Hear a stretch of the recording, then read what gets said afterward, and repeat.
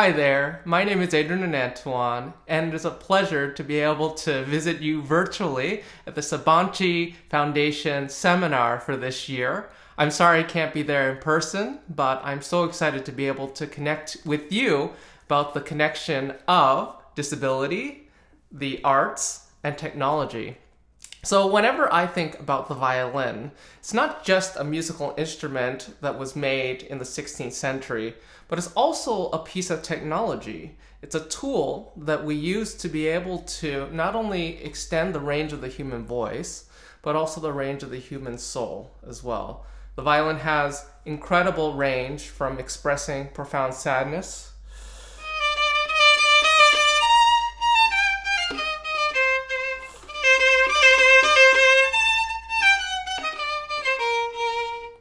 to anger,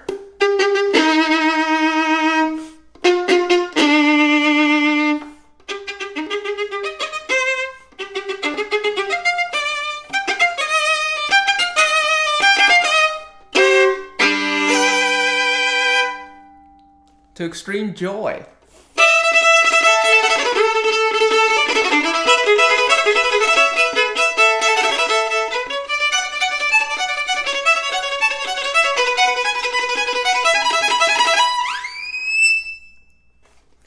So this was not the instrument that was placed in my hands when I was young.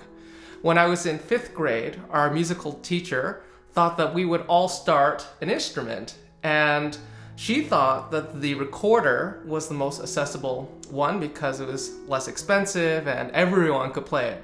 Everyone except me, of course, because I didn't have enough fingers to be able to play. I was born without my right hand, and my parents immediately started looking for different options.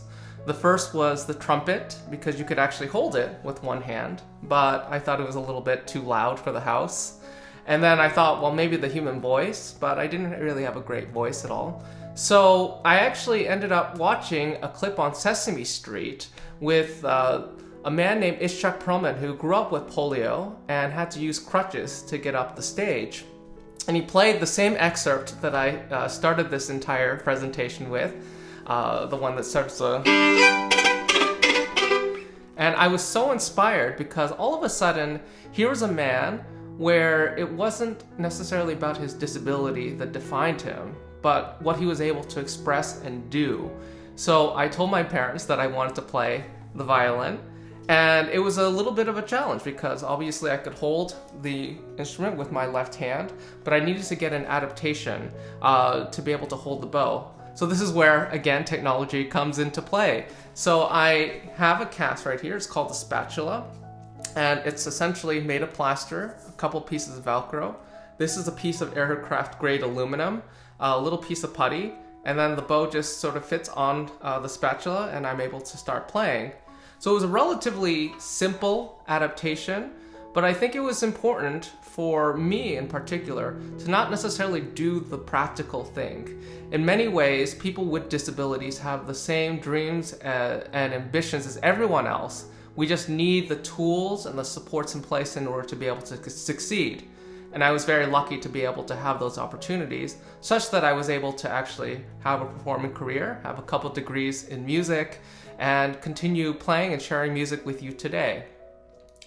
So as I continued my performing career, I thought it was also very important to think about those with disabilities that might be more challenging than even mine. Children that might actually have challenges to even hold a violin, for instance. Where's the equity, access, and inclusion for kids like that in order to express something that is profoundly foundational to our existence?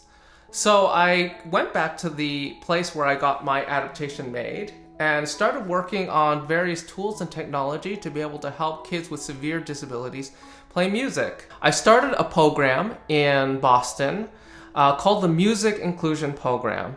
And this is a program that has kids who are typical, so those we would call without disabilities, and those who have disabilities ranging from the autism spectrum to vision and hearing impairment, cerebral palsy, Down syndrome, and putting them all in the same room in an after-school program to be able to engage in orchestral education. I think the most important part of this program is not only putting people in the same room, but also finding a way to be able to iterate. This idea of repeating things over and over again, just like practicing an instrument, in order to improve our practice and to continue creating new tools of access for those who may not necessarily be able to play an instrument without an adaptation. So I think in the end, when we think about adaptations in the interface of technology, it's really not necessarily about changing the human, but allowing the person to be able to express their full selves through the interface of technology, to be able to humanize ourselves through the expression of music. So it's been an honor to be able to continue doing this work, to see through technology how we can create a sense of expression for the students that we serve. Because everyone has a story to tell. And if we can find different ways to leverage the tools that we have to be able to help those with disabilities to express their unique stories, we end up all winning at the same time. So thank you for being able to be present with me for this presentation. And I thought I would end on some music and some great tunes that I love playing for the violin. Be well, stay healthy, and all the best. Bye.